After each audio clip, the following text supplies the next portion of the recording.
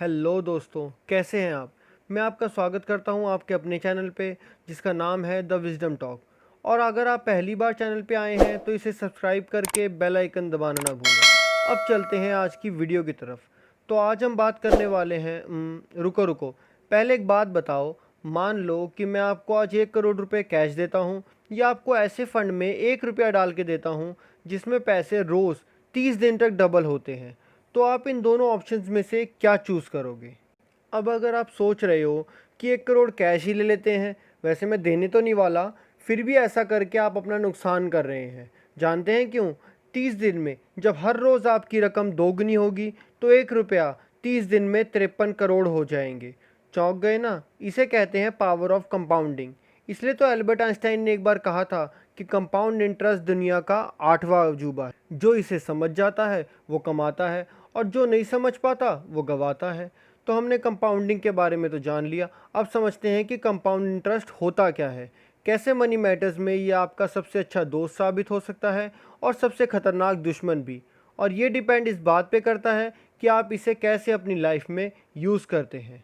आप पैसे से दो तरीके का इंटरेस्ट कमा सकते हैं, पहला सिंपल इंटरेस्ट और दूसरा कंपाउंड इंटरेस्ट। सिंपल इंटरेस्ट में जो भी इंटरेस्ट आप कमाते हैं वो आपको कैश में वापस मिल जाता है, मगर कई ऐसे ऑप्शन हैं जो आपको कंपाउंड इंटरेस्ट कमाने का मौका देते हैं।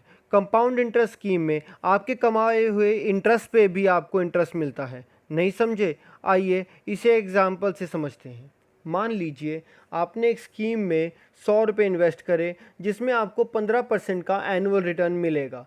तो पहले साल के अंत में आपके 100 रुपये पे 15% यानी 15 रुपये का इंटरेस्ट लगाकर आपका टोटल अमाउंट हो चुका होगा 115 रुपये।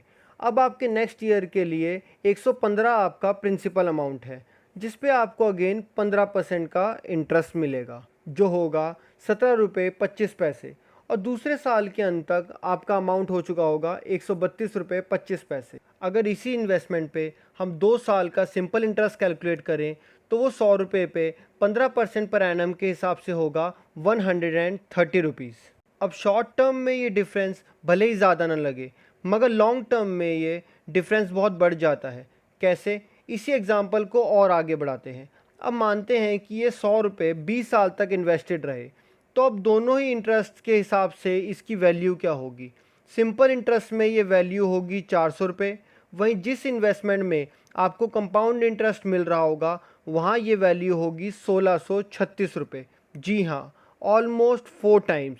तो देखा आपने कैसे लॉन्ग टर्म में कंपाउंड इंटरेस्ट आपको कई गुना पैसे कमा के दे सकता है।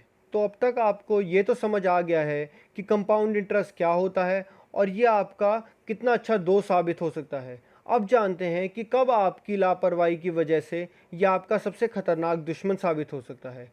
आप जो भी पैसा बैंक से लोन के रूप में लेते हैं या क्रेडिट कार्ड का बिल भरने में जब आपकी देरी होती है तो बैंक आपको कंपाउंड इंटरेस्ट चार्ज करता है। और अगर आप अपना लोन जल्दी सेटल नहीं करते तो विद टाइम वो इंटरेस्ट काफ़ी ज़्यादा हो सकता है। और जैसा कि आपने पिछले एग्जाम्पल में देखा, कई साल बीत जाने पर ये लोन अमाउंट का भी कई गुना हो सकता है।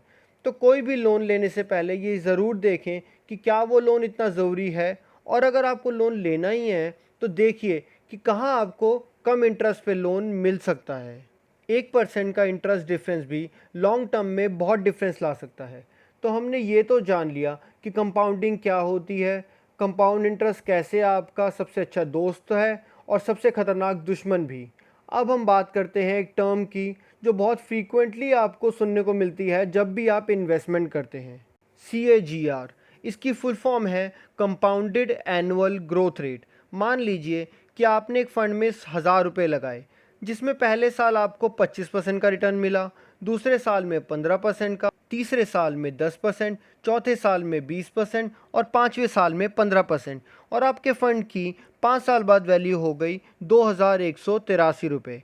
अब हर साल आपको जो रिटर्न मिला उसकी परसेंटेज वैल्यू अलग है। अब अगर आपको जानना है कि आपको ओवरऑल इस 5 साल के दौरान कितना रिटर्न मिला, तो वो नंबर जो आपको आपका एवरेज रिटर्न बताएगा उसे ही कंपाउंडेड एनुअल ग्रोथ रेट या CAGR कहा जाता है, जो हमारे इस एग्जाम्पल में अराउंड 17% है।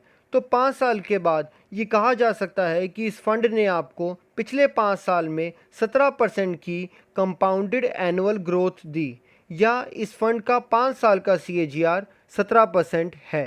साथ ही आपको ये भी जानना चाहिए कि CAGR एक रिप्रेजेंटेटिव फिगर है, और जो बेसिक एजम्पशन CAGR कैलकुलेट करते वक्त लिया जाता है वो ये है कि जो भी रिटर्न आप एक साल में कमाते हैं उसे आप पूरा का पूरा री इन्वेस्ट कर देते हैं। CAGR का कॉन्सेप्ट आपके लिए जानना बहुत ज़रूरी है, क्योंकि जब भी आप अपना पैसा कहीं इन्वेस्ट करते हैं तो आपको एटलीस्ट एक आइडिया होना चाहिए कि आने वाले सालों में आप उस इन्वेस्टमेंट से कितना कमा पाएंगे।